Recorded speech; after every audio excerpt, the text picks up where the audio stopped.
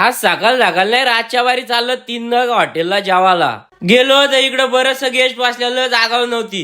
इकडं जागा झाली आम्ही बसलेलो इकडं मेहराला. स्टार्टरला 3 आयटम घेतलं. मी घेतला चिकन टिक्का. कसा खातोय बघा खा. यांनी घेतली तंदुरी. यांनी घातला प्रॉन्स कोलीवाडा.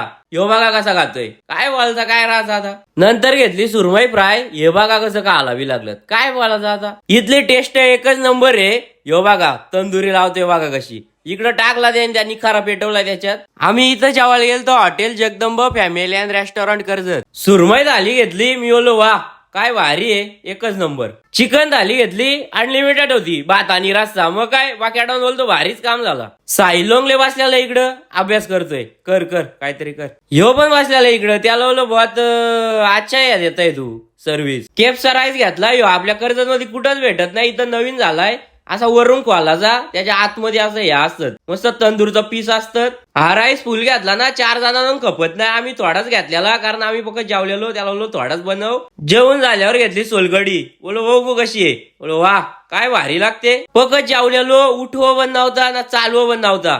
गेलो बिल घेतला. मला वाटलं पक्का झाला असेल तर कमी झालता. लगेच बाकी बोलतो ते मी देतो. बोलो नाही मी देतो. आम्हाला वाटलं पक्का बिल होईल. इथं सगळं रेट कमी आहेत.